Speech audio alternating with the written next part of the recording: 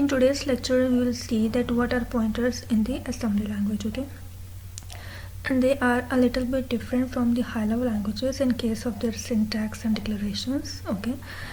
But we know the basics of pointers already, that they point to some another variable's address, right?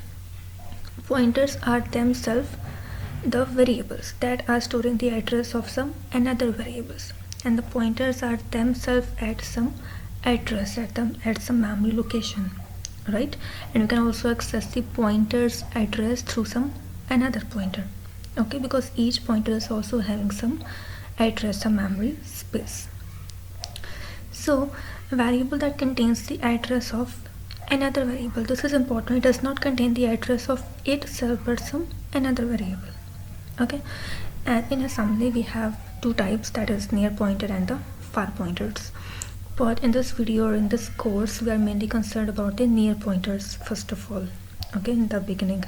So next is that we have since we have two types of pointers, so in our 16-bit or the real address mode, this near pointer is a 16-bit offset. We have discussed what is offset and segments, these things, right? So it is a 16-bit offset from the start of the segment. But in the 32-bit or protected mode, this is the 32-bit offset. Remember, in this course we are using the protected mode, or you can say 32-bit mode, and not the real address mode, okay? So when we are dealing with our near pointers, we will use the 32-bit offsets, and this 32-bit offsets mean that we will be using the type dword, since dword takes 32 bits to store data, and this takes 16 bits, means here we can use the word if you are dealing with the real address mode, but we will see the protected mode because this is about you can say advanced type, or we use it in the Windows, etc. Okay, so we will not see this far pointers right now, but they are the 32-bit segment offset address, and in the real mode and in the protected mode this is a 48-bit segment. For the sake of your test, etc., or papers, you can remember this thing, but you are not going to use it or implement it for now, okay? So next we can see the usage of practical implementation of the pointers. So to use the near pointers in the protected mode, that is the 32-bit mode, we use the dword pointers, that is we will use the type as dword with the pointers declaration, okay?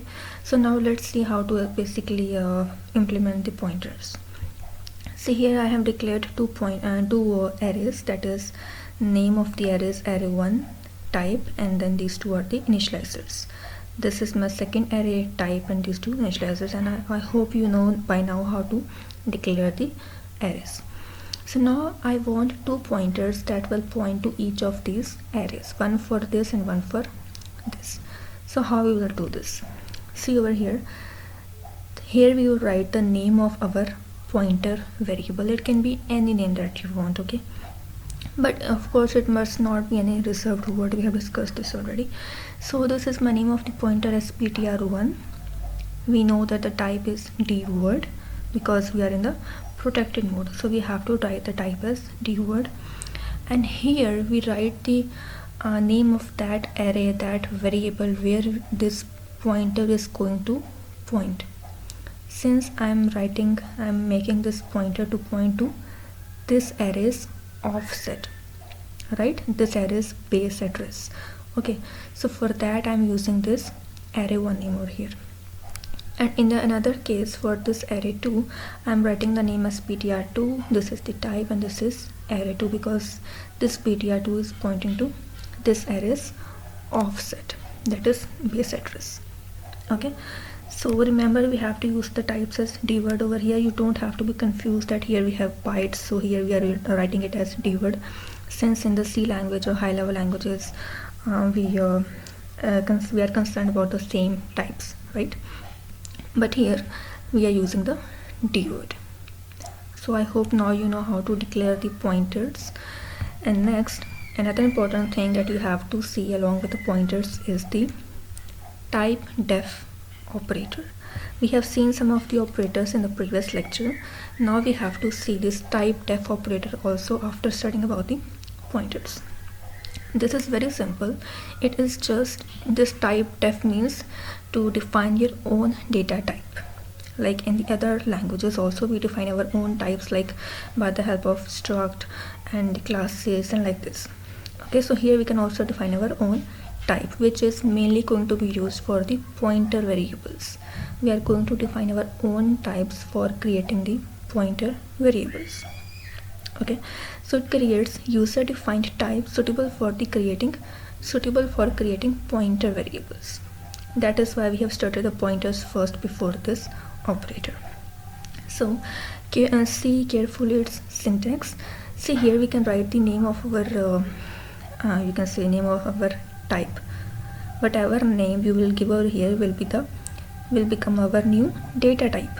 Okay, so it must not be the reserved word again. Okay, so here you write the name of your type, then this type def ptr has to be written as it is. Okay, and here we will write the type. This type means your data type, like byte, word, whatever you want. Like here you can see p byte is my variable name or my data type. This is the reserve word or point operator as it is, and this is the byte. It means that this is my new data type that is pointing to byte, right? Suppose in the memory somewhere I have declared an array of type byte, so suppose it is pointing to that byte or that array. Okay, so p byte is a new data type. This p byte is our data type, like d word, n word, q word, like that. It is also a new type. You can use it for our you can say for pointer variables and arrays, etc. We will see the extended example in the very next lecture that will cover both the pointers and the type def operator. Okay, so and one thing important is that you have to declare this declaration for your type def outside the data segment. Okay, because inside the data segment we basically just declare our variables or arrays, etc. Okay, so in order to define your own data type you have to make it outside the data segment, just before outside this, and you can use that as your type in the data segment. Okay, so that's it for this video. Thank you.